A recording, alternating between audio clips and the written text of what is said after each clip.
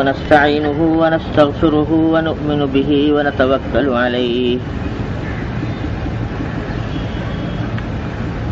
ونعوذ بالله من شرور أنفسنا ومن سيئات أعمالنا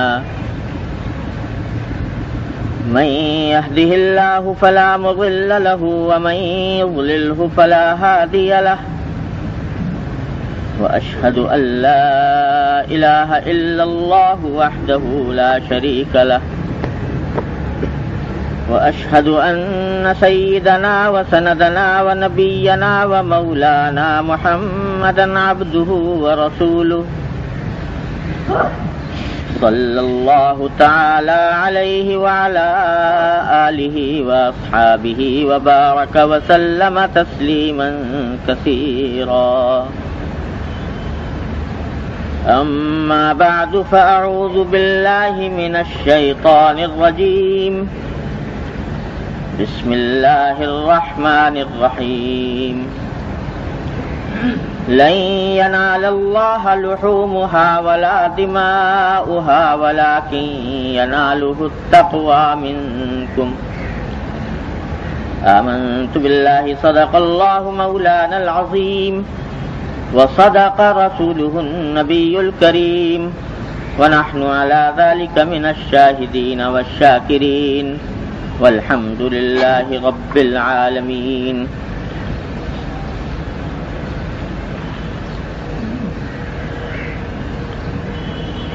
یہ ذی الحجہ کے مہینے کے پہلے 10 ایام چل رہے ہیں اور انشاءاللہ چند روز کے بعد عید الاضحیٰ آنے والی ہے،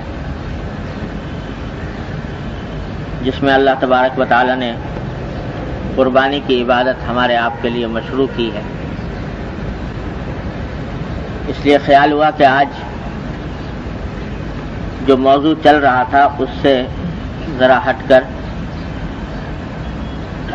ان ایام کے احکام و فضائل اور قربانی کے مسائل و فضائل سے متعلق کچھ باتیں عرض کر دی جائیں.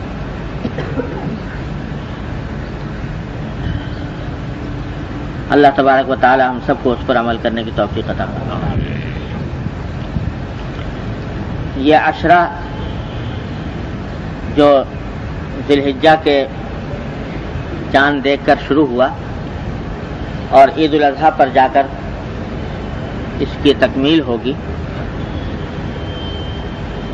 یہ بڑی فضیلت والے ایام پر مشتمل ہے. اللہ تبارک و تعالی نے ان دنوں کو خاص تقدس اور خاص حرمت عطا فرمائی ہے، اور رمضان المبارک کے بعد سارے سال میں سب سے زیادہ فضیلت والے ایام یہی 10 دن ہیں ذی الحجہ کے. یہاں تک کہ ایک حدیث میں نبی کریم سرور دو عالم صلی اللہ علیہ وسلم نے ارشاد فرمایا کہ اللہ جل جلالہ کو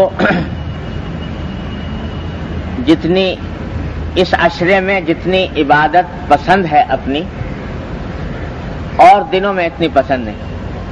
یعنی سب سے زیادہ سال کے 12 مہینوں میں سب سے زیادہ پسندیدہ اللہ جل جلالہ کو عبادت ان دنوں میں ہے، اور اجر و ثواب بھی ان دنوں میں تمام عبادتوں کا اللہ تبارک و تعالی نے بہت زیادہ بڑھا دیا.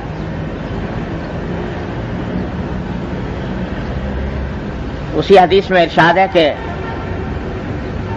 ان 10 دنوں میں ایک روزے کا ثواب 1 سال کے روزوں کے برابر ہے،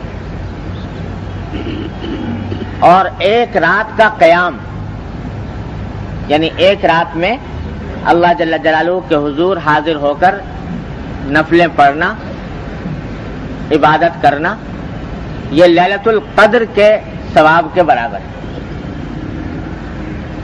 اتنی عظیم اجر و ثواب کا کہ ایام اللہ تعالیٰ نے ان کو قرار دیا.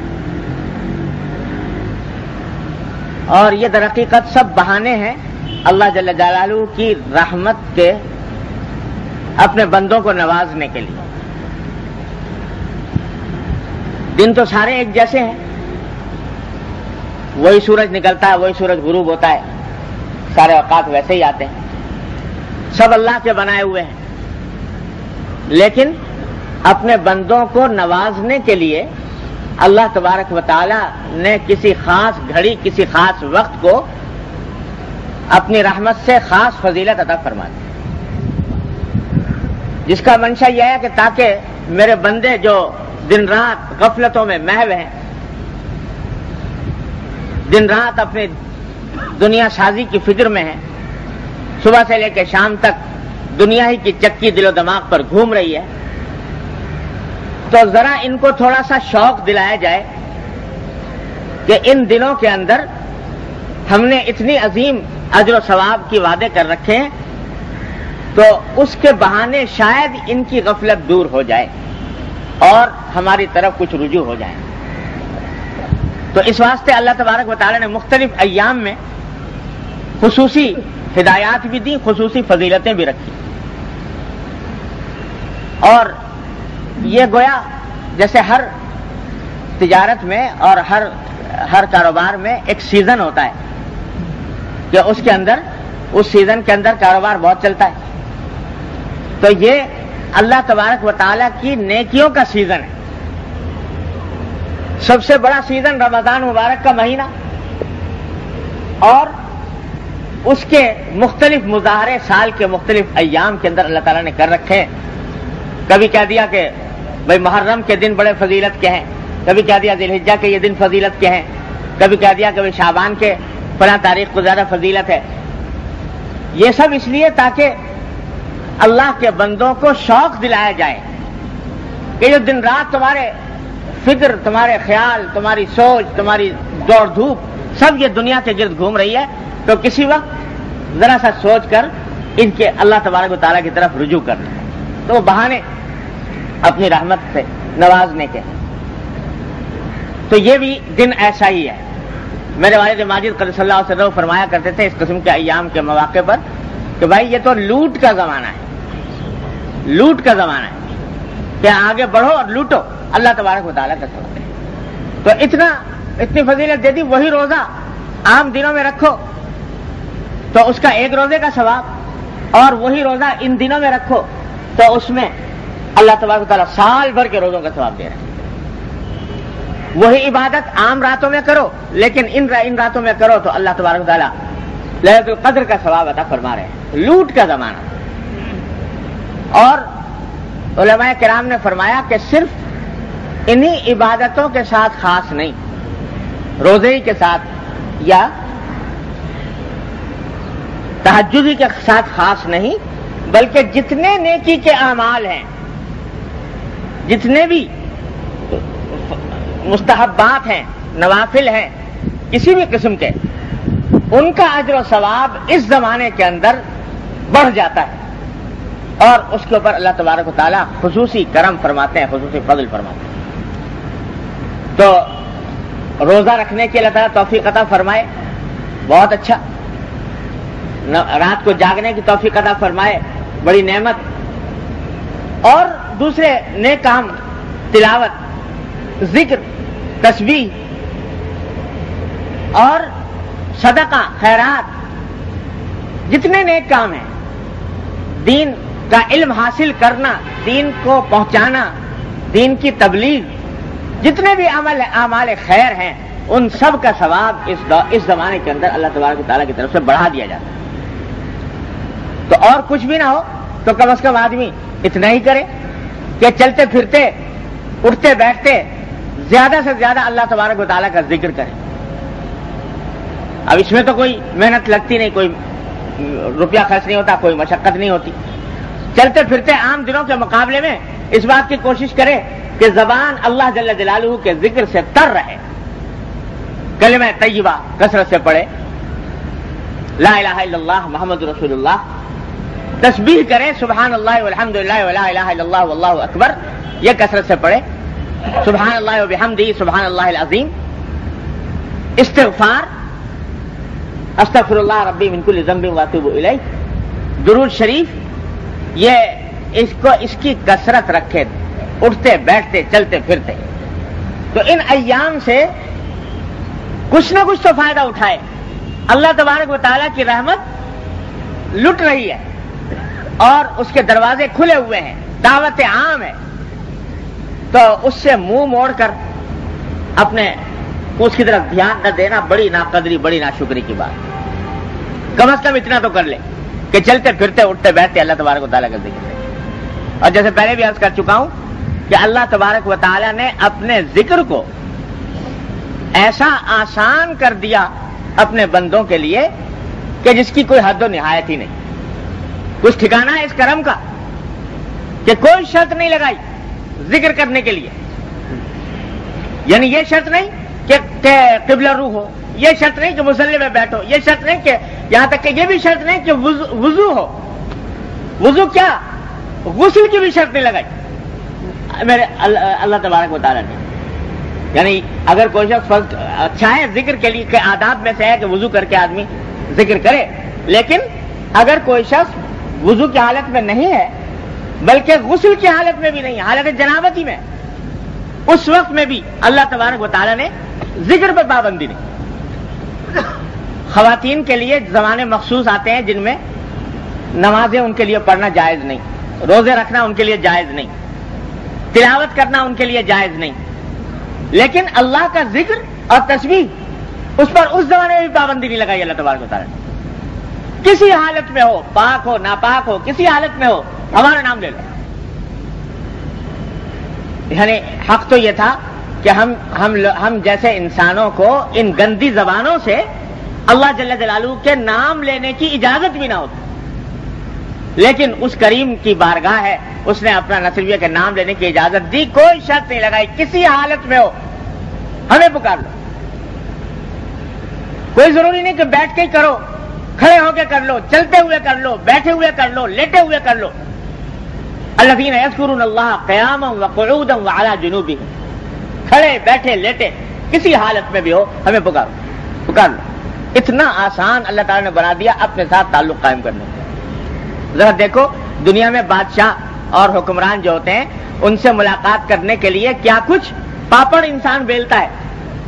ہر ایک آدمی کی جرت نہیں ہے کہ ان کے دروازے پہ چلا جائے، پہلے سے اپائنٹمنٹ لو، ان کے سیکرٹری سے بات کرو، اس کی خوشامد کرو، پھر بھی مہینوں میں جا کے کہیں وقت ملے، اور ہر ایک آدمی کو ملتا بھی نہیں۔ لیکن اللہ جل جلالہ نے جو احکم الحاکمین ہیں، اپنے ساتھ رابطہ قائم کرنے کے لیے، اپنے ساتھ تعلق جوڑنے کے لیے، اپنے ساتھ ہم کلام ہونے کے لیے کوئی شرط نہیں، کوئی قید نہیں، کوئی پابندی نہیں، جب چاہو آ جاؤ۔ یہ اللہ تبارک و تعالیٰ نے اتنا آسان کر رکھا ہے، تو چلتے پھرتے اپنے کام بھی کر رہے ہو اور ساتھ ساتھ اللہ تبارک و تعالیٰ کا ذکر بھی جاری ہے، دست بکار و دل بیار، کہ ہاتھ کام میں لگا ہوا ہے لیکن دل اپنے اللہ کے ساتھ مشغول ہے۔ تو اس حالت کو اللہ تبارک و تعالیٰ نے ہم سب کے لیے اپنی رحمت سے اجازت دے رکھی ہے اس کی، پھر بھی ہم فائدہ نہ اٹھائیں، پھر بھی ہم اس رحمت کا فائدہ نہ اٹھائیں تو یہ محرومی نہیں اور ناقدری نہیں تو اور کیا ہے۔ کوئی محنت اس میں نہیں ہوتی کہ چلتے پھرتے اٹھتے بیٹھتے آدمی عادت ڈال لے ذکر کرنے کی، عام حالات میں ڈال لے، اور نہیں تو اس زمانے میں خاص طور پر اللہ تبارک و تعالیٰ کا کثرت سے ذکر کرے، تکبیر کہے، اللہ تبارک و تعالیٰ کی بڑائی بیان کرے۔ ان دنوں کے اندر اتنا آسان کر دیا، بہانے تلاش کیے جا رہے ہیں۔ میرے حضرت ڈاکٹر صاحب صلی اللہ علیہ وسلم کا شعر ہے، فرمایا کرتے تھے، بہت کثرت سے پڑھا کرتے تھے کہ کوئی جو نہ شنا سے ادا ہو تو کیا علاج، کوئی جو نہ شنا سے ادا ہو تو کیا علاج، ان کی نوازشوں میں تو کوئی کمی نہیں، ان کی رحمتوں کا دریا تو ابل رہا ہے۔ کوئی آدمی طے کر کے بیٹھ گیا ہو کہ لینا نہیں مجھے، تو وہی محروم رہ سکتا ہے، ورنہ جو شخص ذرا سا بھی دامن پھیلائے، ذرا سا قدم آگے بڑھائے، اللہ تبارک و تعالیٰ کی رحمت اس کو ڈھانپنے کے لیے تیار۔ تو ان ایام کے اندر جن کو اللہ تعالیٰ توفیق دے روزے رکھنے کی، راتوں کو جاگنے کی، تلاوت کی، ذکر کی، تسبیح کی، اور چلتے پھرتے اٹھتے بیٹھتے اس ذکر کو اپنا مشغلہ بنانے کہ اللہ تبارک و تعالیٰ کے نام سے زبان تر رہے ہر حالت میں. یہ تو ہر مسلمان کو کر ہی لینا چاہیے جس میں کوئی مشقت اور محنت نہیں. دوسری بات جو اس عشرے سے تعلق رکھتی ہے وہ خاص طور سے عرفے کا دن. عرفے کا دن یعنی 9 ذی الحجہ. اس 9 ذی الحجہ میں آپ جانتے ہیں کہ حج جیسی عظیم الشان عبادت کا سب سے بڑا رکن وقوف عرفات ان دنوں کے اندر انجام پاتا ہے. تو اللہ تبارک و تعالیٰ نے اس دن کو ایسا بنایا کہ بعض روایات میں آتا ہے کہ عرفے کے دن میں اللہ تبارک و تعالیٰ کی رحمت اتنی جوش میں ہوتی ہے کہ کسی حالت کسی اور دن میں نہیں ہوتی. جب حجاج وہاں پر جمع ہوتے ہیں عرفات کے اندر عجیب منظر ہوتا ہے, دنیا نے اس کی نظیر نہیں دیکھی کہ ایک ہی لباس میں ملبوس ہیں, ایک ہی زبان پر پکار ہے لبیک اللہم لبیک, ایک ہی رب کو پکار رہے ہیں اور دعائیں کر رہے ہیں. وہ عرفات کے میدان کے اوپر جو اللہ کی رحمت کا بادل برستا ہے,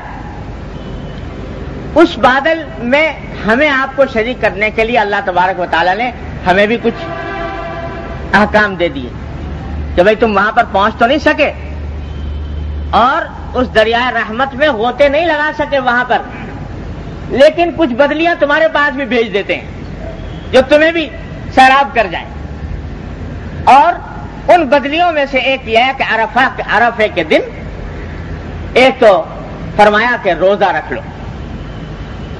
عرفے کے روزے کی بڑی فضیلت نبی کریم صلی اللہ علیہ وسلم نے بیان فرمائی کہ مجھے اللہ تبارک و تعالیٰ سے امید ہے کہ عرفے کے روزے کے نتیجے میں 1 سال پہلے کے اور 1 سال بعد کے گناہ اللہ تعالیٰ معاف فرما دے. انی احتسب علی اللہ ان یکفر السنۃ التی قبلہ والسنۃ التی بعدہ. 1 سال پہلے 1 سال بعد کے گناہ اللہ تعالیٰ معاف فرما دے. تو اتنی فضیلت روزے کی رکھی. یہ اسی لیے کہ چلو وہاں نہیں پہنچے لیکن یہاں پر روزہ رکھ لو تو ہم تمہیں اپنی اس رحمتوں سے محروم نہیں رکھیں گے, تمہارے بھی گناہوں کا کفارہ ہو جائے. ایک تو حکم یہ دیا, اور دوسرا حکم جو اس روز ہے وہ تکبیر تشریق شروع ہوتی ہے عرفے کے دن 9 ذی الحجہ کی فجر سے, کہ ہر فرض نماز کے بعد واجب کر دیا ہر مسلمان کے ذمے کہ ہر فرض نماز کے بعد تکبیر تشریق پڑھے, اللہ اکبر لا الہ الا اللہ واللہ اکبر وللہ الحمد.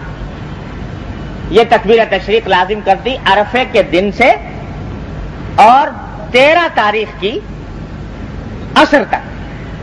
9, 10, 11, 12, 13 5 دن. 9 تاریخ کی صبح سے 13 تاریخ کی عصر تک ہر نماز فرض کے بعد تکبیر تشریق بلند آواز سے کہنا یہ واجب قرار دیں. اور یہ سب ادائیں ہیں, یعنی عام دنوں میں نہیں واجب ہے, ان دنوں کے اندر کر دی. بات وہی ہے جو بار بار آپ حضرات سے عرض کرتا رہتا ہوں کہ کسی عمل میں اپنی ذات میں کچھ نہیں رکھا. جب انہوں نے کہہ دیا کہ کرو تو وہ عبادت بن گئی, وہ فضیلت کی چیز بن گئی, وہ اجر و ثواب بن گیا. وہی تکبیر تشریق آج کہہ لو, آج نماز کے بعد کہہ لو. آخر کلمہ تو ذکری کا ہے, اللہ اکبر, اللہ کی بڑائی کا بیان ہے, کوئی گناہ کا کام نہیں. لیکن وہی تکبیر تشریق آج نماز کے بعد کہہ لو اور زور سے کہہ لو تو وہی بدعت بن جائے گی. کیوں؟ اس لیے کہ آج ہم نے حکم نہیں دیا تمہیں کہنے کا, اس لیے اس کو ثواب سمجھ کر سنت سمجھ کر کہو گے بدعت ہو جائے گی.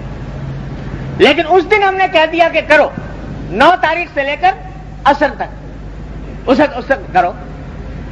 عصر پہ 13 تاریخ کی عصر پہ ختم ہو گئی, اسی روز مغرب میں کہہ لو تو مغرب میں اگر سنت سمجھ کے کہو گے گناہ ہوگا. اس لیے کہ ہم نے کہہ دیا کہ بس بند. تو سارا دین کا سارا فلسفہ یہ ہے کہ کسی عمل میں اپنی ذات میں کچھ نہیں رکھا.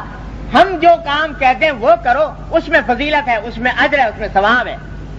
اور جب ہم کہتے ہیں کہ رک جاؤ تو بس رک جاؤ, پھر اپنی عقل دوڑا کر نہ کہو کہ یہ ثواب ہے, یہ سنت ہے, یہ قابل اجر چیز ہے. ان دنوں کے اندر اللہ تعالیٰ نے تکبیر تشریق رکھ اور واجب کر، اور یہ بھی کہہ دیا کہ بلند آواز سے کہو، تکبیر تشریق آہستہ آواز سے نہیں، بلند آواز۔ اللہ تعالیٰ نے یہ قدم قدم پر نمونے دکھائے ہیں اپنی قدرت کے اور اپنی حکمتوں کے، کہ عام قاعدہ یہ ہے کہ ادعوا ربکم تضرعا وخفیہ، دعا اور ذکر اس میں افضل ہے آہستہ کرنا۔ بلند آواز سے دعا کرنا، بلند آواز سے ذکر کرنا افضل نہیں، افضل یہ ہے کہ آہستہ آواز سے کرے، جب بھی کرے آدمی، دعا کرے تو آہستہ کرے، ذکر کرے تو آہستہ کرے۔ عام قاعدہ قرآن نے، حدیث نے یہی بیان کیا ہے کہ آہستگی سے کہو، جتنی دعائیں آہستہ کرو، جتنی ذکر ہیں وہ آہستہ کرو، اور آہستہ ذکر میں زیادہ فضیلت ہے بنسبت بلند آواز سے کرنے کی۔ لیکن یہاں یہ قاعدہ توڑ دیا، قاعدہ توڑ دیا، کہا کہ نہیں یہاں بلند آواز سے کہو۔ کیوں؟ تاکہ یہ نہ سمجھ بیٹھو کہ آہستہ کرنے میں بذات خود کوئی فضیلت ہے۔ ارے نہ آہستہ میں کوئی فضیلت ہے، نہ زور میں کوئی فضیلت ہے، فضیلت ہمارے حکم میں ہے۔ ہم نے کہا آہستہ کرو تو آہستہ کرو، ہم نے کہا زور سے کرو زور سے کرو۔ آپ نے آداب عید کے آداب میں پڑھا ہوگا کہ جب آدمی عید کی نماز کو جائے تو راستے میں بھی یہ تکبیر پڑھنا سنت ہے، عید کو جاتے وقت پڑھنی چاہیے، تکبیر پڑھنا سنت ہے، آداب میں سے ہے عید کی۔ لیکن فرمایا کہ عید الفطر میں جاؤ تو آہستہ آہستہ پڑھتے ہوئے جاؤ، یہ تکبیر آہستہ آہستہ پڑھتے ہوئے جاؤ، زور سے مت کہو۔ اور عید الاضحیٰ میں جاؤ تو زور سے پڑھتے ہوئے جاؤ، وہاں زور سے کر دیا، تاکہ یہ بتا دیا کہ نہ آہستہ میں کوئی فضیلت، نہ زور میں کوئی فضیلت، ہمارے حکم میں فضیلت۔ ہم نے کہا آہستہ کرو تو آہستہ، ہم نے کہا زور سے کرو زور سے۔ یہ ہے سارا بتایا جا رہا ہے۔ قدم قدم پر اللہ تبارک و تعالیٰ اس بات کی طرف توجہ دلاتے ہیں اپنے بندوں کو، کسی عمل کو خود سے کچھ سمجھ مت بیٹھنا، ہمارے حکم کی تعمیل کرو۔ تو تکبیر تشریق میں یہ کہہ دیا کہ اس کو بلند آواز سے پڑھو۔ تو ہمارے ہاں ہمارے والد ماجد صلی اللہ علیہ وسلم فرمایا کرتے تھے کہ ہر چیز میں ہمارے ہاں الٹی گنگا بہنے لگی۔ جن چیزوں کو اللہ تبارک و تعالیٰ نے کہا تھا کہ آہستہ کیا کرو، اس میں تو لوگ خوب شور مچاتے ہیں۔ بھائی درود شریف پڑھنے کو کہا تھا کہ آہستہ پڑھا کرو، اور نماز کے اندر بھی آپ دیکھیے، نماز کے اندر ساری قرات زور سے ہو جاتی ہے، امام زور سے کر دیتا ہے، لیکن جب درود شریف کا وقت آتا ہے تو کہا بیٹھ جاؤ، بیٹھ کے آہستہ سے درود شریف پڑھو، اللہم صلی علی محمد وعلی آل محمد۔ ارے بھائی وہ درود شریف کھڑے ہو کے بھی تو پڑھ سکتے تھے، نماز میں قیام میں بھی ہو سکتا تھا، لیکن نہیں، وہاں اللہ تبارک و تعالیٰ نے بیٹھ کر آہستگی سے درود شریف پڑھنے کا حکم دیا نماز میں۔ اور چونکہ عام دعائیں ہیں، دعاؤں کا یہی قاعدہ ہے، درود شریف کا بھی یہ قاعدہ ہے کہ آہستہ پڑھو۔ اس کو تو لوگوں نے کر لیا کہ اس میں کھڑے بھی ہو اور زور زور سے پڑھو، وہاں تو زور زور سے ہو رہا ہے کام۔ اور اللہ تعالیٰ نے فرمایا تکبیر تشریق کو کہ یہ بلند آواز سے کہو، تو جب یہ تکبیر تشریق کا وقت آتا ہے تو نظر آتا ہے کہ آواز ہی نہیں نکلتی، وہ اپنا تھوڑا سا جلدی سے پڑھ کے خاموش ہو جاتے ہیں۔ اس کو بلند آواز سے پڑھنا ہی مسنون ہے مردوں کے لیے۔ ایسا ہونا چاہیے کہ جسے مسجد معلوم ہو کہ تکبیر تشریق پڑھی جا رہی ہے، گونج پیدا ہو آواز بلند آواز سے۔ خواتین کے لیے البتہ آہستہ آواز سے۔ یہاں یہ بھی عرض کر دوں کہ اکثر و بیشتر خواتین کو معلوم ہی نہیں ہوتا یہ مسئلہ کہ تکبیر تشریق بھی کوئی چیز ہے اور وہ بھی پڑھنا واجب ہے۔ حالانکہ عورتوں کے لیے بھی تکبیر تشریق پڑھنا ان ایام کے اندر ضروری ہے، ہر فرض نماز کے بعد۔ اور ان بیچاریوں کا معاملہ یہ ہوتا ہے کہ مردوں کو تو اگر یاد نہیں بھی ہے تو مسجد میں آئیں گے تو کوئی نہ کوئی اللہ کا بندہ پڑھ لے گا، یاد آ جائے گا، لیکن خواتین کو کیونکہ گھر میں پڑھتی ہیں، کوئی اور یاد دلانے والا ہوتا نہیں، تو اکثر و بیشتر بھول جاتی ہے۔ تو اس لیے اس کا اہتمام کرنا چاہیے کہ اگر بھولنے کا اندیشہ ہو لکھ کے لگا لیں جہاں نماز پڑھتی ہیں کہ یہ نماز کے بعد پڑھنی ہے۔ یہ وہ عمل ہے جو اور سارے سال نہیں ہوتا، انہی دنوں کے اندر اللہ تعالیٰ نے مشروع فرمایا۔ تو یہ تکبیر تشریق اور یہ عرفے کا روزہ یہ اللہ تبارک و تعالیٰ نے اس کام کے لیے، اور ہاں ایک وہ حکم ہے جو شروع ہو چکا کہ ذی الحجہ کا چاند دیکھنے کے بعد سے لے کر اور قربانی کرنے تک آدمی نہ ناخن کاٹے نہ بال کاٹے. یہ کیوں؟ اس واسطے کہ تاکہ مشابہت پیدا کر دی جائے حجاج کے ساتھ. حجاج اس زمانے میں احرام کی حالت میں ہوتے ہیں اور احرام کی حالت میں نہ بال کاٹتے ہیں نہ ناخن کاٹتے ہیں. تو اللہ تعالیٰ فرما رہے ہیں کہ تم وہاں پہنچ نہیں سکے، نہیں جا سکے اور ان رحمتوں میں براہ راست شریک نہیں ہو سکے. تھوڑی سی شباہت ان لوگوں کی پیدا کر لو. تم بھی بال نہ کاٹو، تم بھی ناخن نہ کاٹو. ان کی شباہت پیدا کر لو گے تو جب وہ خود کہہ رہے ہیں کہ ان کی، میرے حضرت فرمایا کرتے تھے کہ جب خود فرما رہے ہیں کہ ان کی شباہت پیدا کر لو تو ویسے ہی فرما رہے ہیں ارے کچھ منظور ہے یہ شباہت پیدا کرنے سے.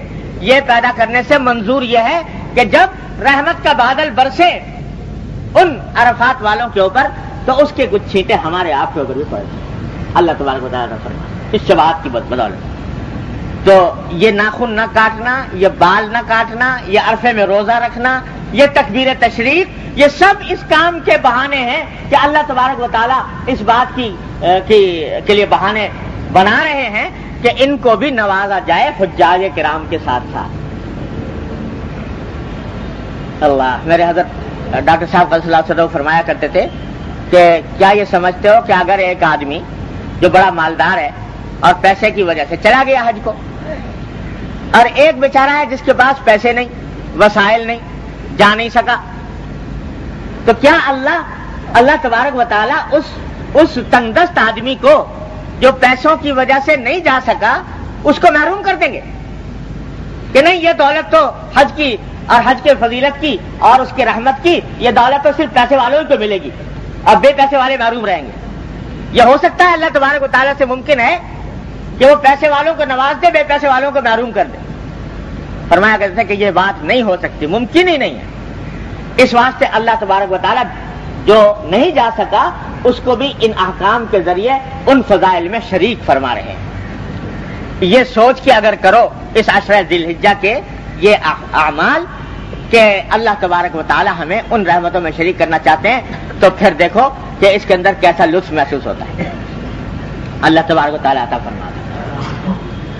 تو یہ 9 ذی الحجہ کی اور سب سے اعظم عبادت ان ایام کے اندر جو اللہ تبارک و تعالیٰ نے رکھی، جو 10 ذی الحجہ سے شروع ہوگی اور 12 ذی الحجہ پہ ختم ہو جائے گی، 3 دن، وہ قربانی کی عبادت. اور یہ عجیب عبادت ہے اس لحاظ سے کہ سال کے 12 مہینے اگر کرنا چاہو قربانی نہیں ہو سکتی. یہی 3 دن ہم اللہ تعالیٰ نے مخصوص کر دیا ہے کہ بس اس میں کرو جو کچھ کرنا ہے، اس سے باہر نہیں ہو سکتی. اور عبادتیں جتنی چاہو کرو، روزے رکھو، نفلی نمازیں پڑھو، تلاوت کرو، ذکر کرو، تسبیح کرو، جب چاہو کرو. لیکن قربانی کے لیے یہ وقت مخصوص کر دیا کہ ان 3 دنوں میں ہو سکتی ہے، اس کے علاوہ قربانی نہیں ہو سکتی. وہی بات کہ ہمارے حکم سے ہے، جس چیز میں بھی خوبی ہے وہ ہمارے حکم سے ہے. وہی قربانی اور دن میں آج کر لو تو اس کی کوئی قدر و قیمت نہیں. لیکن اس دن ہم نے کہا ہے کہ آج یہ قربانی عبادت ہے تو اس میں حسن پیدا ہو گیا، وہ اجر و فضیلت کا سبب بن گئی اور ہمارے ہاں قرب کا ذریعہ بن گئی. تو وہ 3 دن اللہ تبارک و تعالیٰ نے قربانی کے لیے مخصوص فرمائے. اور جیسا میں نے عرض کیا، یہ عجیب و غریب عبادت ہے جو اللہ تبارک و تعالیٰ نے ہمارے ذمہ لازم کی ہے. عاشقانہ عبادتیں جو ہیں وہ مختلف شانیں رکھتی ہیں. کوئی عبادت ہے وہ اور رنگ کی ہے، کوئی عبادت اور رنگ کی ہے. یہ قربانی اور حج، یہ دونوں عبادتیں عاشقانہ شان رکھتی ہیں. عاشقانہ قربانی، یہ جیسے ہم اردو میں قربانی کہتے ہیں، عربی زبان میں یہ لفظ ہے قربان.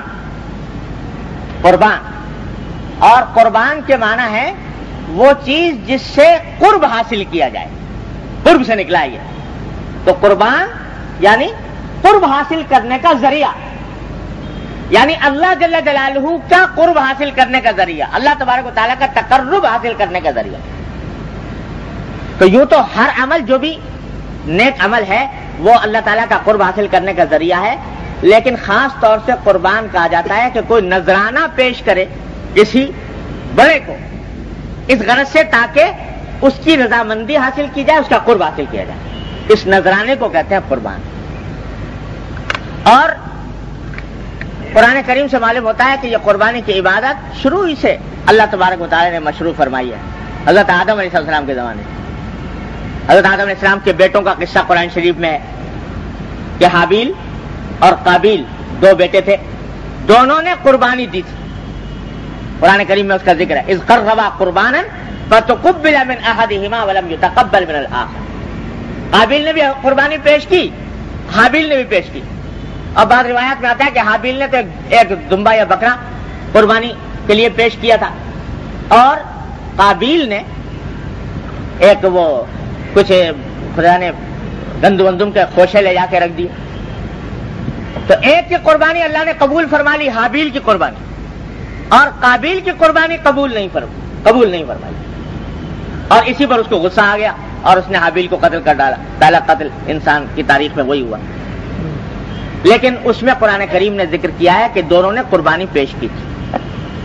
تو معلوم ہوتا ہے کہ قربانی کی عبادت حضرت آدم علیہ السلام کے زمانے سے چلی آ رہی ہے، اور بعد میں جتنے انبیاء علیہ السلام آئے سب کے ہاں یہ تھا، بلکہ حضرت موسیٰ علیہ السلام کی شریعت میں تو قربانیاں بہت تھیں۔ ہمارے ہاں تو اب صرف سال میں 3 دن ہیں، لیکن حضرت موسیٰ علیہ السلام کی شریعت میں بہت قربانیاں تھیں، تو عبادت اس وقت سے چلی آتی ہے۔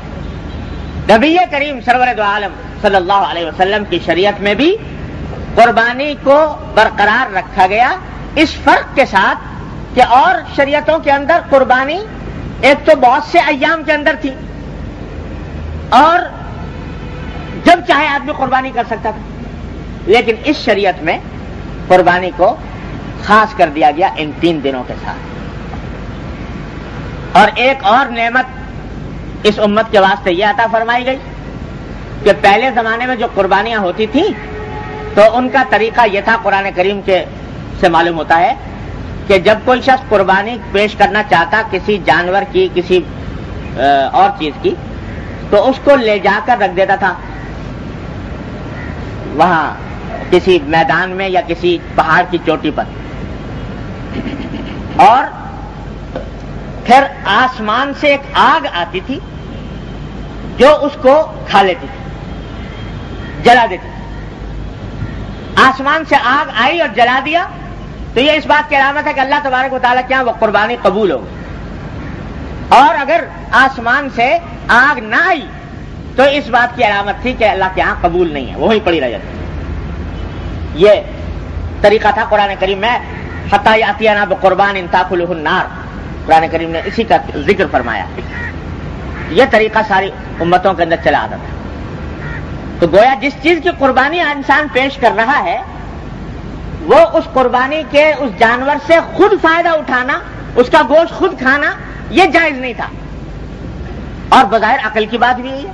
بھائی جب ایک نذرانہ پیش کر رہے ہو اور ایک ہدیہ پیش کر رہے ہو تو وہ ہدیہ پورا کا پورا ہی ہونا چاہیے، اس سے خود اپنا فائدہ تو نہیں ہونا چاہیے۔ لیکن اس امت محمدی علیہ صاحب الصلاۃ والسلام کے لیے اللہ تبارک و تعالیٰ نے یہ امتیاز رکھا کہ حضور نبی کریم صلی اللہ علیہ وسلم کو جو بہت سے امتیازات عطا فرمائے گئے، ان میں سے ایک امتیاز یہ بھی ہے کہ اس امت کے واسطے قربانی کا گوشت حلال کر دیا کہ چلو قربانی بھی کرو، ثواب بھی لوٹو، اور اس کے ساتھ ساتھ اس کے گوشت کے مزے بھی لو، کھا سکتے، کھانے کی اجازت دے دی۔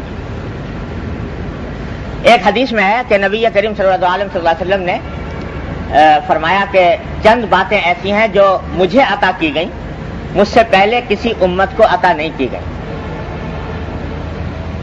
مثلا ایک بات فرمائی کہ جعلت لی الارض کلھا مسجدا، میرے لیے پوری زمین کو مسجد بنا دیا گیا۔ یعنی آپ سے پہلے جتنی انبیاء علیہ السلام تشریف لائے تھے تو ان کی شریعتوں میں یہ تھا کہ عبادت کرنے کے لیے خاص خاص جگہ مقرر ہوتی تھی۔ مسجد جو بنائی گئی ہے اسی میں جا کے عبادت کر سکتے ہو، اگر الگ میدان میں سڑک پر اپنے گھر میں عبادت کرنے کی اجازت نہیں تھی. حضرت موسیٰ علیہ السلام کے زمانے میں تو یہاں تک تھا کہ حضرت موسیٰ علیہ السلام نے باقاعدہ جگہ بنائی ہوئی تھی عبادت کی, اور جب میدان تیہ میں 40 سال تک وہ اور ان کی قوم گھومتے رہے تو ایک خیمہ تھا حضرت موسیٰ علیہ السلام کے ساتھ. وہ خیمہ جہاں بھی جاتے تھے وہ خیمہ جایا کرتا تھا, سب لوگ اس خیمے کے اندر جمع ہو کر عبادت کرتے تھے.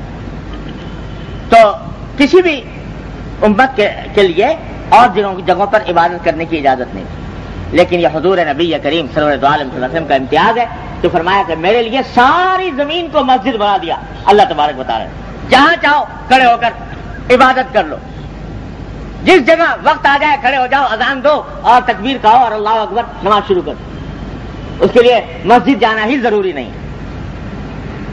وہ ہمارے حضرت پڑھایا کرتے تھے کہ میں جہاں بیٹھ کے پی لوں وہی میں خانہ بنے, جہاں بھی بیٹھ کے میں نے عبادت کر لی وہی مسجد اللہ تعالیٰ نے بنا دی. جعلت لی الارض کلھا مسجدا, ایک خصوصیت یہ دی. اور فرمایا کہ نصرت بالرعب مسیرۃ شہر, کہ اللہ تعالیٰ نے یہ خصوصیت میری رکھی ہے کہ جب میں کوئی لشکر لے کر نکلتا ہوں جہاد وغیرہ کے لیے تو 1 مہینے کی مسافت پر بھی اگر دشمن ہے اس کے اوپر اللہ تعالیٰ رعب ڈال دیتے ہیں. 1 مہینے کی مسافت پر بھی میرا رعب پڑ جاتا ہے. اور تیسرا فرمایا احلت لی الغنائم, میرے لیے مال غنیمت کو حلال کر دیا گیا. یعنی جہاد کے اندر جو مال حاصل ہو وہ بھی پہلی امتوں کے اندر حکم یہ تھا کہ اس کو میدان میں رکھو, آگ آسمان سے آئے گی اس کو ختم کر دے گی, جلا دے گی. کھانے کی اس کو استعمال کرنے کی اجازت نہیں تھی, لیکن امت محمد علیہ صاحب السلام کے لیے اس کی بھی اجازت دے دی. تو فرمایا کہ قربانی کا گوشت بھی ایسا ہے کہ قربانی کے لیے اجازت دے دی کہ قربانی بھی کرو, قربانی کا ثواب پورا, اور پھر واپس لوٹا دیا کہ چلو یہ تمہارا, اس کا گوشت تمہارا, اس کی کھال تمہاری, اس کا سب کچھ تمہارا, اور یہ سب تم اس سے لطف اندوز بھی ہو سکتے ہو. یعنی جس وقت جانور کے گلے پر چھری پھیری قربانی کی نیت سے بسم اللہ اللہ اکبر کہہ کر بس چھری پھیرتے ہی عبادت ادا ہو گئی, قربانی ادا ہو گئی, اور اللہ تبارک و تعالیٰ کے یہاں پہنچ گئی. چنانچہ حدیث میں فرمایا کہ جب کوئی قربانی کرتا ہے تو ابھی خون زمین پر نہیں گرتا کہ وہ قربانی اللہ کے یہاں پہنچ جاتی, اس سے پہلے پہنچ جاتی ہے اللہ تبارک و تعالیٰ کے یہاں, اور اجر و ثواب اس کا لکھا جاتا. اور فرمایا کہ یہ جو آیت میں نے شروع میں پڑھی کہ لن ینال اللہ لحومها ولا دماؤها, اللہ تبارک و تعالیٰ کا قرب حاصل, اس کا گوشت, اس کا خون نہیں کرے گا. اللہ تعالیٰ کو حاصل کرنے کا طریقہ یہ گوشت اور خون نہیں ہے. اللہ تعالیٰ کو اس گوشت خون سے کچھ نہیں چاہیے. ولکن ینالہ التقوی منکم, لیکن اللہ تعالیٰ کا قرب حاصل کرتا ہے وہ تقوی, وہ جذبہ جس سے تم نے جانور کے گلے پر چھری پھیری, اللہ تبارک و تعالیٰ کے حکم کی تعمیل کا جذبہ, اتباع کا جذبہ, اللہ کے سامنے جواب دہی کا احساس. یہ چیز ہے جو اللہ تبارک و تعالیٰ کا قرب دلاتی ہے. تو جو ہی چھری پھیری عبادت ہو گئی, اب پھر دے دیا تم کو, کھاؤ. وہی ذبح بھی کرے ہیں وہی لے ثواب الٹا. وہ کسی نے شاعر نے کہا ہے کہ ذبح بھی خود ہی کر رہا ہے جانور کو, اور جان تو دی بیچارے جانور نے, اور اپنے گلے پہ چھری پھروائی, اور بجائے اس کے کہ قاتل کو سزا دی جاتی کہ اس نے اللہ کی ایک مخلوق کو زندگی سے محروم کیا, اور اس مقتول کو ثواب ملتا کہ اس نے جان دے دی, لیکن ثواب دیا جا رہا ہے اس قاتل کو, ذبح کرنے والے کو. تو اس کی زبان سے کہا, جانور کی زبان سے شاعر نے, کہ وہی ذبح بھی کرے ہے وہی لے ثواب الٹا, کہ ذبح بھی وہی کر رہا ہے اور ثواب بھی وہ لے کے اڑ رہا ہے. اللہ تعالیٰ کی رحمت دیتے, تو اس کو ثواب دے دیا اور پھر لوٹا دیا کہ تم کھاؤ. ہمارے حضرت حکیم الامت مولانا تھانوی قدس اللہ علیہ فرماتے ہیں اللہ اکبر کہ پہلے زمانے میں بادشاہوں کے یہاں دستور یہ ہوتا تھا کہ کوئی آدمی اگر نذرانہ لے کے گیا, ہدیہ تحفہ, تو لے کے پیش کیا تو بادشاہ اس کے اوپر ہاتھ رکھ دیتا. تو یہ ہاتھ رکھنا اس بات کی علامت ہوتی تھی کہ ہم نے تمہارا ہدیہ قبول کر لیا. اب پھر اسی کو لوٹا دیتے تھے کہ یہ ہدیہ ہم نے قبول کر لیا, ہماری خوشنودی حاصل ہو گئی, بلکہ الٹا انعام بھی دے دیا اس کو اور پھر واپس کر دیا کہ لے جاؤ. تو حضرت فرماتے ہیں کہ یہ قربانی کا معاملہ ایسا ہی ہے کہ گلے پہ چھری پھیری، قربانی ہو گئی، اور قربانی ہوتے ہی وہ پھر دوبارہ لوٹا دیا ہمیں کہ اب تم کھاؤ اور اس کا مزہ بھی اڑاؤ اور اس سے لطف اندوز بھی ہو، بلکہ یہ کہہ دیا کہ یہ دن ہماری میزبانی کے دن ہے، ہماری مہمانی کے دن ہے، تینوں دن مہمانی کے دن ہے. اب جو کچھ تم یہ قربانی کا گوشت کھا رہے ہو ہماری طرف سے یہ ہدیہ ہے تمہارے لیے، ہماری طرف سے مہمانی ہے تمہاری. اور اس درجہ مہمانی ہے کہ روزہ رکھنے کو حرام کر دیا کہ ان دنوں میں روزہ نہیں رکھ سکتے. ابھی 9 دن تک اتنا کہا جا رہا تھا کہ ایک دن روزہ رکھو 1 سال کے روزے کا ثواب، اور اتنی ترغیب دی جا رہی تھی کہ 9 دن تک روزہ رکھو. اور اب جب ہم نے مہمانی کے دن بنا دیے اور اس قربانی کو جو تم نے کیا تمہیں ہی واپس لوٹا دیا اور تمہیں اس کا حقدار بنا دیا، تو اب ہماری طرف سے روزہ رکھنے کی ممانعت ہے. اب رکھو گے پکڑے جاؤ گے. اب ہمارا حکم یہ ہے کہ کھاؤ اور کھا کر لطف اندوز ہو، اللہ تبارک و تعالیٰ کا شکر ادا کرو. فَكُلُوا مِنْهَا وَأَطْعِمُوا الْبَائِسَ الْفَقِيرَ، خود بھی کھاؤ اور دوسروں کو بھی کھلاؤ. یہ ہماری مہمانی کے دن یہ اللہ تبارک و تعالیٰ نے انتظام فرمایا اس امت محمد یا صاحب السلام کے لیے جو پہلے نہیں تھا. اور اس کا آپ جو بھی اندازہ کر لی، ہر مسلمان اندازہ کر سکتا ہے کہ اس مہمانی میں کتنا لطف ہے. سارے سال بھی گوشت کھاتے ہو اور قربانی کے دن بھی کھاتے ہو. جو لطف، جو کیف اور جو نور اس دن کے گوشت میں ہے سارے سال نہیں ملے گا کبھی. کیوں؟ اس واسطے کہ وہ گوشت لے کر آ رہے ہو، بازار سے خرید کے لا رہے ہو، خدا جانے کیسا ہے کیسا نہیں ہے، اور اس کے اوپر کیا آداب کا لحاظ رکھا گیا کہ نہیں رکھا گیا، اور خود اپنے پیسے سے خرید کر لائے ہو. لیکن یہ براہ راست عطیہ ہے اللہ جل جلالہ کا، براہ راست ان کی طرف سے ضیافت ہے، براہ راست ان کی طرف سے انعام ہے جو دیا جا رہا ہے. تو اس میں جو کیف اور نور ہے، اس میں جو لذت ہے، اس میں جو اس درجہ لذت اور اس درجہ نور اس میں رکھ دیا کہ کہہ دیا کہ مستحب یہ ہے عید الاضحیٰ کے دن کہ جب صبح کو بیدار ہو تو مستحب یہ ہے کہ نماز سے پہلے کچھ نہ کھاؤ، اور سب سے پہلی چیز جو تمہارے منہ میں جائے وہ یہ قربانی کا گوشت ہے. اس کو مستحب کر دیا. کیوں؟ آج ہماری مہمانی کا دن ہے، آج ہماری طرف سے ضیافت ہے تمہاری. تو جس دن کسی کی ضیافت ہوتی ہے اس دن اس کا حق یہ ہے کہ پہلے اسی کی قدر پہچانی جائے. دعوت تو آپ کی ہونے والی ہے کسی جگہ کسی بڑے آدمی کے یہاں، اور اس سے 1 گھنٹہ پہلے آپ نے کھانا ڈٹ کے کھا لیا کسی اور جگہ پر، تو اس ضیافت کرنے والے کی توہین ہے، اس ضیافت کرنے والے کی ناقدری ہے. تو اس لیے کہہ دیا کہ اور کچھ نہ کھاؤ، ہماری ضیافت آنے والی ہے وہ کھانی ہوگی، پہلے آغاز اس سے کرو. یہ ضیافت کا ایام اللہ تبارک و تعالیٰ نے بنا دیا. تو یہ لطف اور یہ کیف سارے سال نہیں میسر آئے گا کہ ظاہری لطف بھی اور اس کی نورانیت بھی، اللہ جل جلالہ کے حکم کی تعمیل کی نورانیت، اللہ تبارک و تعالیٰ کی ضیافت کی نورانیت. تو اس لیے فرمایا فطیبوا بہا نفسا، حدیث میں الفاظ یہ ہیں کہ اللہ اس کو خوش دلی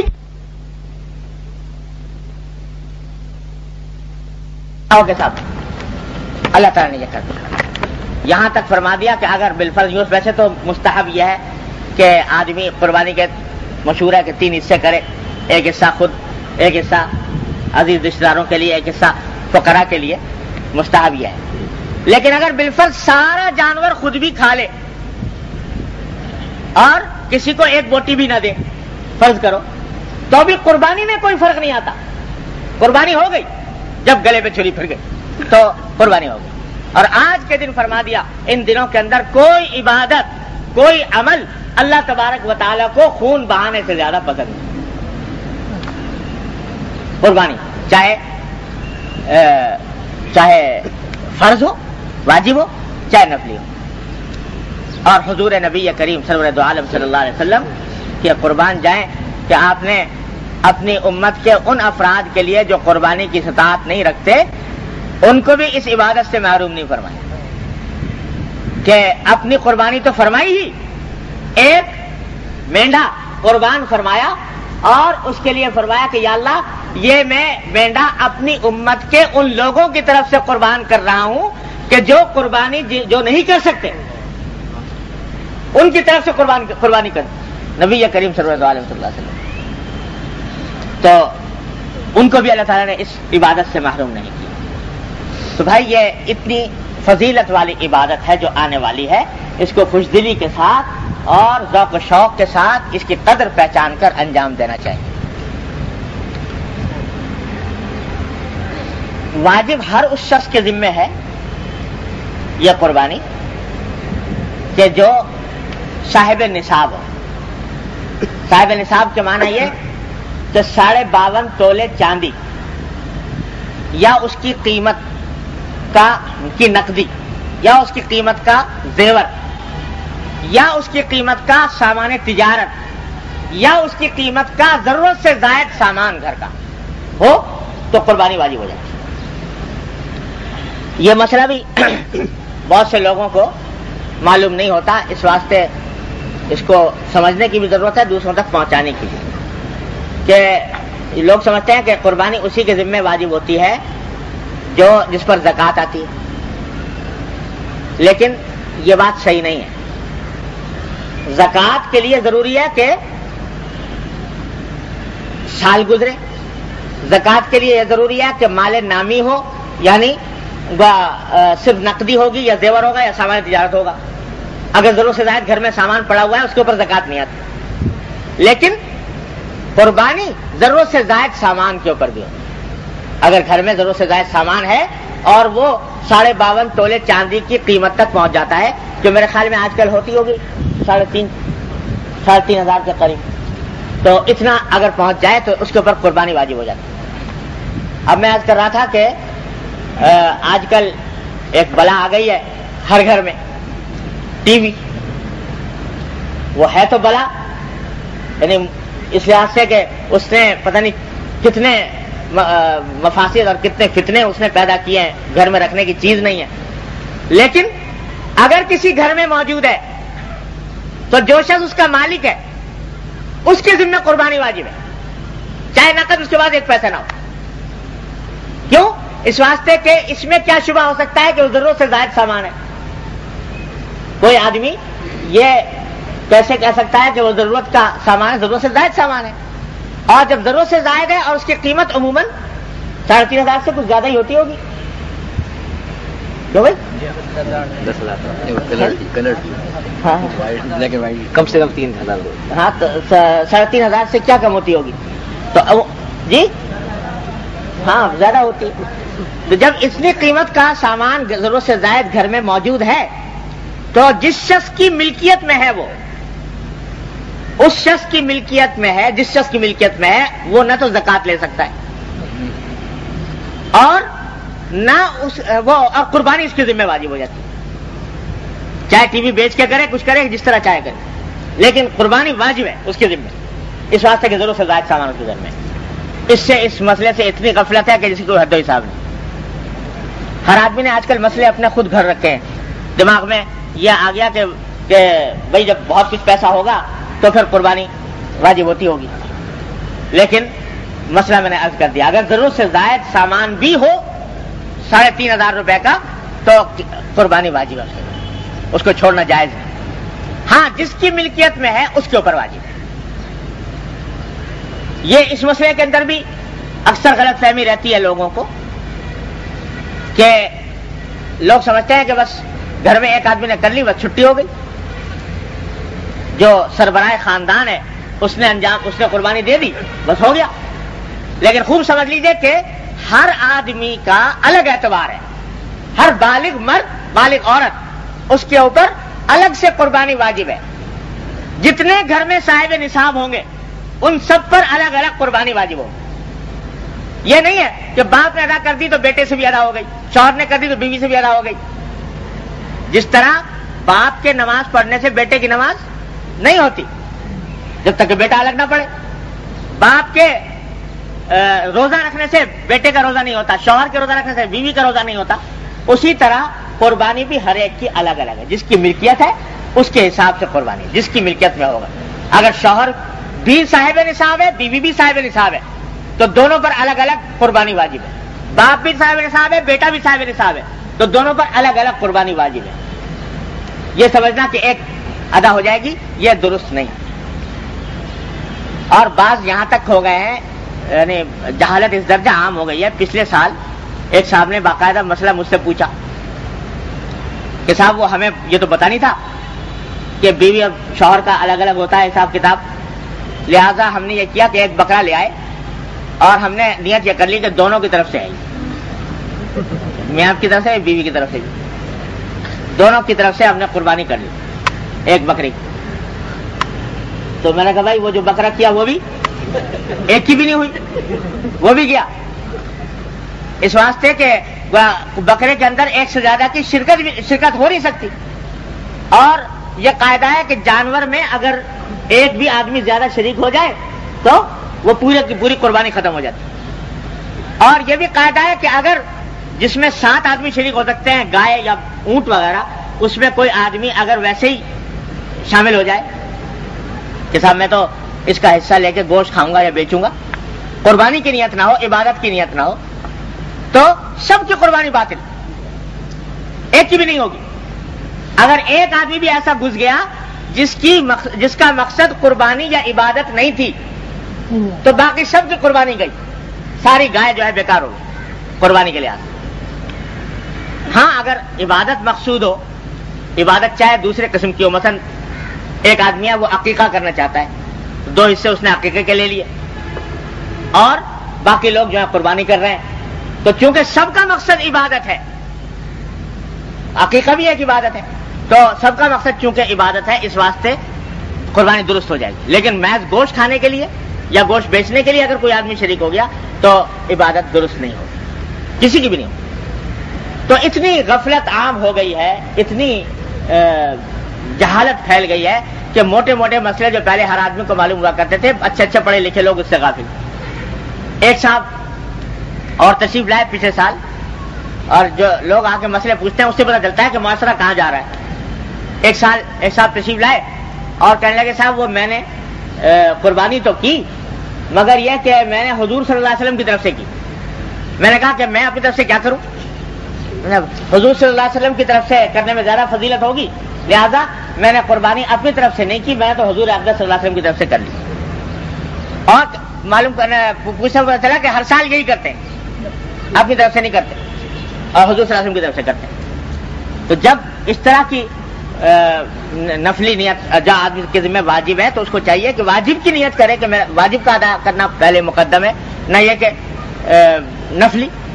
حضور اقدس صلی اللہ علیہ وسلم کی طرف سے بے شک قربانی کرنا بڑا فضیلت کا کام ہے، اور اللہ تعالیٰ اگر توفیق دے تو علاوہ واجب کے آدمی کرے. حضرت صلی اللہ علیہ وسلم نے ساری امت کی طرف سے کی تو ہم آپ کی طرف سے اگر کر دیں تو بڑی فضیلت کی چیز ہے. لیکن واجب کے علاوہ، واجب کے ساتھ یہ بات نہیں ہو سکتی، واجب تو اپنی طرف سے ادا ہوگا. تو یہ غفلت بہت زیادہ عام ہو گئی ہے، پھیل گئی ہے لوگوں کے اندر، اور حالت یہ آ گئی ہے دین سے غفلت کی کہ اگر مسئلہ بتاؤ بھی کہ بھائی یوں قربانی نہیں ہوتی ہے، اس کا صحیح طریقہ یہ ہے، تو سننے کو تیار نہیں. اجی ہم نے تو ہو گیا، ہم نے تو کر لیا. اور اللہ تعالیٰ دل کو دیکھتے ہیں. یہ زبان ہر شخص کی زبان کے اوپر یہ جملہ جو ہے جس سے چاہو سن لو، اللہ تعالیٰ دل کو دیکھتے ہیں. ہمارا دل ٹھیک ہے، نیت ہماری صحیح تھی، اور نیت صحیح ہونے کی وجہ سے ہماری قربانی بھی ہو گئی ہوگی. ماننے کو تیار نہیں. ارے بھائی نیت ٹھیک کر کے غلط گاڑی میں بیٹھ جاؤ، جانا لاہور ہے اور بیٹھ گیا کوئٹہ کی گاڑی میں اور نیت صحیح ہے کہ تو اب بعد میں کوئی کہے کہ بھائی تو تم کوئٹہ پہنچ گئے، تو جواب میں کہا کہ نہیں صاحب ہماری تو نیت صحیح تھی اور صحیح نیت سے بیٹھے تھے، لہذا وہیں پہنچیں گے. تو نیت کے ساتھ ساتھ عمل بھی تو چاہیے اس راستے کا. محض یہ ارادہ کر لینا کہ صاحب ہمارا دل ٹھیک ہے اور نیت ٹھیک ہے، اس سے کام نہیں بنتا جب تک کہ شریعت کے مطابق نہ ہو، اللہ تبارک و تعالیٰ کے حکم کے مطابق نہ ہو، نبی کریم صلی اللہ علیہ وسلم کی سنت کے مطابق نہ ہو. اس کے بغیر جو بھی راستہ اختیار کیا جائے گا وہ بیکار ہو. تو اس لیے مسائل سے غفلت اتنی عام ہو گئی ہے، پھیل گئی ہے، سننے کو لوگ تیار نہیں ہیں. تو اس کا وبال یہ آ رہا ہے کہ اس سب عبادتوں کے انوار و برکات رخصت ہو گئے، اس کا نور چلا گیا. تو اس لیے ان مسائل کو سیکھنے کی بھی ضرورت ہے، جاننے کی ضرورت ہے، اور خود آدمی کو معلوم نہ ہو تو معلوم کر لے. کتابیں بھی چھپی ہوئی ہیں، ہر موسم کے اندر احکام عید الاضحیٰ و قربانی وغیرہ یہ چھپ جاتے ہیں اور تقسیم ہوتے ہیں، تو ان کو باقاعدہ اہتمام کے ساتھ پڑھ لے. بہشتی زیور کے اندر سارے مسائل لکھے ہوئے ہیں، ان کو آدمی اہتمام کے ساتھ پڑھ لے تاکہ قربانی سچی طریقے سے ادا ہو، نبی کریم صلی اللہ علیہ وسلم کے بتلائے ہوئے طریقے کے مطابق ادا ہو. ان احکام کو مد نظر رکھتے ہوئے اور قربانی ادا کی جائے گی تو انشاءاللہ اللہ تبارک و تعالیٰ کی رحمت سے امید ہے کہ اللہ تبارک و تعالیٰ نوازیں گے. اور سب سے بڑی جو بیماری ہے جس نے کہ ہم لوگوں کو تباہ کیا ہے وہ ہے غفلت، بے فکری، اللہ تبارک و تعالیٰ کے احکام سے بے فکری. اور ہر چیز کے اندر قاعدے ضابطے کا خیال ہے. دین کے معاملے میں قاعدے ضابطے کی ضرورت ہے، جو سمجھ میں آ گیا کر گزرے، جو عقل میں آ گیا اور بحث کرنے کو تیار، اس طرز عمل سے پرہیز کریں. بہرحال یہ چند مسائل تو میں نے عرض کر دیے جو موٹے موٹے تھے، جس کے اندر عام طور سے لوگوں کو غلط فہمی رہتی ہے. اور یہاں یہ بھی عرض کر دوں کہ بہت سے لوگ جو نفلی قربانیاں کرتے ہیں تو اس میں نفلی قربانی کی حقیقت بھی سمجھ لیجیے دوسرے لوگوں کی طرف سے جو کی جاتی ہے، اپنے مرحومین کی طرف سے. اچھی بات ہے اگر مرحومین کی طرف سے کسی کو قدرت ہو کوئی قربانی کرے، بشرطے کہ اپنی واجب قربانی ادا کر چکا ہو. تو اس میں حقیقت یہ ہوتی ہے کہ جب بھی ہم کہتے ہیں کہ فلاں کی طرف سے قربانی کر رہے ہیں تو اس کے معنی یہ ہوتے ہیں کہ وہ قربانی ہوئی تو ہماری طرف سے نفلی، لیکن ایصال ثواب اس کو ہو. فرض کرو کہ ایک آدمی نے اپنے والد کی طرف سے قربانی کی، دل میں نیت کی کہ یہ قربانی میں والد کی طرف سے کر رہا ہوں، تو معنی اس کے یہی ہوں گے کہ قربانی اپنی طرف سے ہے، البتہ اس کا ثواب پہنچا دیا والد. اور جب یہ بات ہے تو پھر ایک بکری میں بھی بہت جتنے آدمیوں کو چاہو ثواب پہنچا سکتے. لہذا اگر ایک نفلی قربانی کی اور اس کا ثواب چاہو تو والدین دونوں کو پہنچا دو، چاہو تو اپنے بہت سارے اعزا اقربا جتنے ہیں، باپ کو، دادا کو، نانا کو، نانی کو، جس کو چاہو پہنچا دو.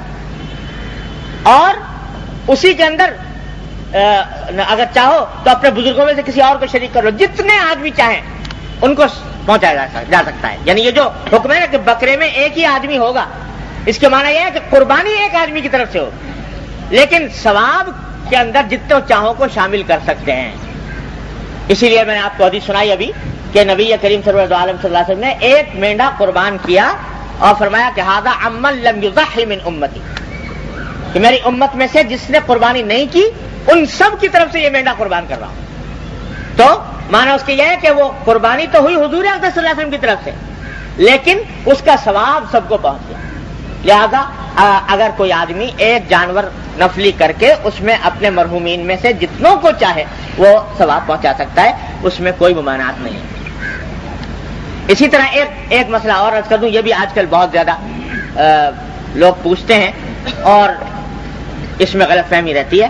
بعض لوگوں کے ذہن میں یہ ہے کہ واجب قربانی بھی پہلے حضور کی طرف سے ہوگی پھر اپنے لیے ہوگی.